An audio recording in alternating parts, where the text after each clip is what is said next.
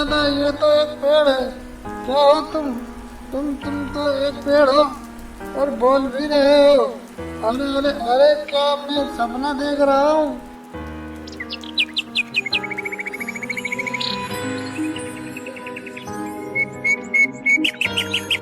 जमुनापुर गांव का एक किसान जिसका नाम सूरज था, जो अपने परिवार का पेट पालने के लिए रोज जंगल जाकर पेड़ काटता था और उस लकड़ी को बाजार में बेचकर घर का सामान भरता था। लेकिन उसकी पत्नी को दिल की बीमारी थी, जिसकी वजह से वो हमेशा बीमार रहती थी। अरे मेरी कमी तो मुझे माफ कर दे। मैं इतना गरीब हूँ कि अपने घर का गुजारा ही बड़ी मुश्किल से हो पाता है। अब मैं तेरे हार्ट के ऑपरेशन के लिए इतना सारा पैसा कहाँ से लाऊं? अरे आप चिंता ना करें, ऊपर वाले पे भरोसा रखो, सब ठीक हो जाएगा। सूरज ने अच्छे अच्छे डॉक्टरों को दिखाया, लेकिन सभी डॉक्टरों ने उसकी पत्नी का हार्ट ऑपरेशन बताया। अरे कविता, सब कैसे ठीक हो जाएगा? डॉक्टर ने कहा है कि जल्दी ही ऑपरेशन कराना होगा, नहीं तो जान का भी खतरा है। मेरा तो समझ में नहीं आ रहा मैं क्या करूं। आप चिंता न करें, अगर ऊपर वाले ने चाहा तो सब ठीक हो जाएगा। लेकिन सूरज के पास इतने पैसे नहीं थे कि वह अपनी पत्नी कविता का इलाज करवा सके। इतना कहकर सूरज लकड़ी काटने जंगल निकल जाता है और वह जंगल में लकड़ी काटने के बाद एक पेड़ के नीचे बैठ जाता है।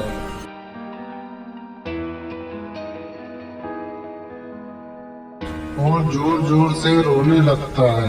तभी सूरज, ओ सूरज, क्या हुआ सूरज?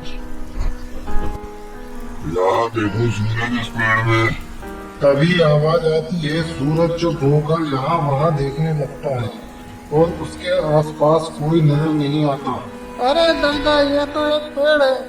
क्या हो तुम तो एक पेड़ हो और बोल भी रहे हो। अरे अरे अरे क्या मैं सपने देख रहा हूँ? क्या बोले?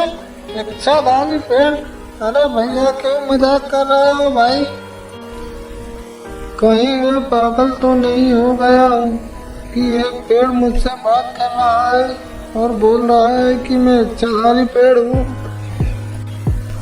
नहीं, तुम सपना नहीं देख रहे हो, मैं एक इच्छाधारी पेड़ हूँ। अरे सूरज, मैं जानता हूँ तुम क्या सोच रहे हो। अरे पेड़ भाई, मैंने आपका क्या किया है? मुझे मत मारना भाई। मैं सिर्फ अपना और अपने परिवार का पेट पालने के लिए लकड़ी काटता हूँ। मुझे माफ कर दो, मैं अब कभी लकड़ी नहीं काटूंगा। नहीं सूरज, मैं तुम्हें मारने नहीं आया हूँ, बल्कि तुम्हारी मदद करने आया हूँ। अरे मदद? कैसी मदद भाई? मैं एक इच्छाधारी पेड़ हूँ। मैं सिर्फ उन्हीं लोगों की मदद करता हूँ जो ईमानदार और दूसरे लोगों की भलाई करते हैं। मैं एक तुम्हें जादुई फूल देता हूँ। इस फूल को अपनी पत्नी को खिला देना। इस फूल को खाने के बाद तुम्हारी पत्नी की सारी बीमारियां दूर हो जाएंगी।